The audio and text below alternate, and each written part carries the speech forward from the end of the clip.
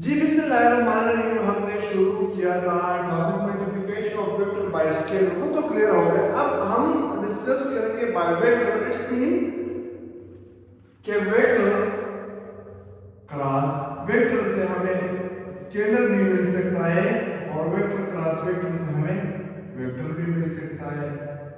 तो ये चीजें हम इस वीडियो में डिस्कस करेंगे। ठीक है जी, मैं आपको इस चीज को थोड़ा सा एक्सप्लेन करता हूँ कि tau is equal to R cross F. तो ये हमारे पास वेक्टर क्रॉस वेक्टर तो हो गया क्या वेक्टर। ठीक है जी। अब मैं एक दूसरा फॉर्मूला या इक्वेशन लिखता हूँ, W equal to F dot D. तो ये हमारे पास हो गया स्केलर और ये हो गया vector cross vector dot vector. तो ये इस दो चीजों को मजीद एक्सप्लेन करवाता है। तो इसी वजह से मैंने ये दो लिखा है कि हमारे पास वेक्टर क्रॉस वेक्टर से वेक्टर भी बन सकता है और वेक्टर डॉट वेक्टर से हमारे पास क्या बनता है स्केलर भी बन सकता है। तो जी अब हम आते हैं थोड़ा सा इस चीज को हम मजीद एक्सप्लेन करवाना चाहता है कि हमारे पास वेक्टर डॉट वेक्टर से स्केलर किस तरह बन सकता है। तो इसको हम एक्सप्लेन करवाना चाहते हैं। ये हमारे पास हो गया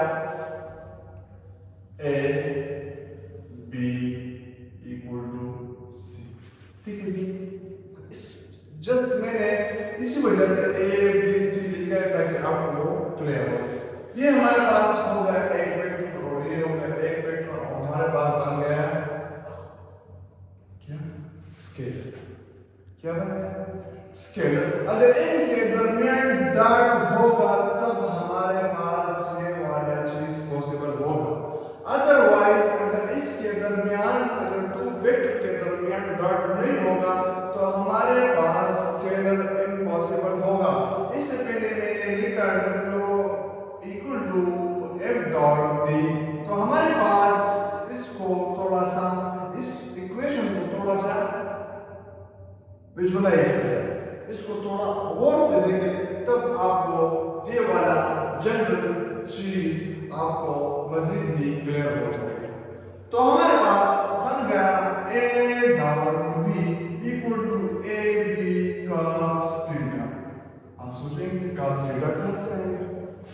तो अब मैं मजीद इसको थोड़ा सा विजुअलाइज और एक्सप्लेन करूंगा। हमारे पास है ये एक वेक्टर हो गया ए और दूसरा हो गया हमारे पास बी वेक्टर। तो हमें ये चीज थोड़ा सा एक्सप्लेन करना है ये वाला। तो इस तरह है कि हमारे पास ए पर बी का प्रोजेक्शन है, ये तो हमें पता है। अगर इस ए एक्सिस पर या ए वेक्टर पर हम ए बी cos थीटा मालूम करेंगे तो हम वो चीज किस तरह एक्सप्लेन करेंगे। तो अब हम इसको मैं बताता हूं कि इस हम थोड़ा सा यहां पर क्या करेंगे, थोड़ा सा इमेजिनरी लाइन। जी तो मैंने बताया कि हमारे पास यहां पर ए वेक्टर में हम B cos theta A dot B हम फाइंड करेंगे तो हम किस तरह पाएंगे। हमारे पास थोड़ा सा यहाँ पर ये एक वेक्टर है बी। ठीक है जी। तो हमारे पास ये हो गया ये क्या बी sin थीटा और वो हो गया ये बी cos थीटा। इस चीज को हम फिर मजीद एक्सप्लेन करेंगे। ये चीज हम यहाँ पर अप्लाई करेंगे। तो हमारे पास यहाँ पर इसके पैरेलल या इसके अपोजिट यहाँ पर हमारे पास आ गया बी cos थीटा और यहाँ पर आ गया बी sin थीटा। ठीक है जी, क्लियर हो गया ये चीजें। तो अब हम इस चीज को थोड़ा सा लेते हैं यहाँ पर ए बी cos थीटा। ये हमारे पास एक फिजिकल इंटरप्रिटेशन है अबाउट स्केलर या क्रॉस प्रोडक्ट और डॉट प्रोडक्ट। जी क्लियर हो गए। अब हमें हमारे पास जिस तरह ए डॉट बी है तो ये टू वेक्टर है ना, तो हमारे पास ये इक्वल होगा। इस चीज को हम एक्सप्लेन करेंगे कैरेक्टराइजेशन में। यहाँ पर मैं इस चीज को हमने क्लियर किया कि हमारे पास अगर हम इस बी वेक्टर पर ए को एक्सप्लेन करना चाहिए, अगर हम एक्सप्लेन करेंगे तो किस तरह करेंगे, जिस तरह मैंने ये चीज यहाँ पर लिखा कि यहाँ पर हम सपोज करेंगे कि यहाँ पर मैंने लिखा क्या ए cos थीटा, ठीक हो गया ये, और ए sin थीटा। तो हमारे पास हो गया कि ए cos थीटा, तो ये हमारे पास किस चीज का बी डॉट है।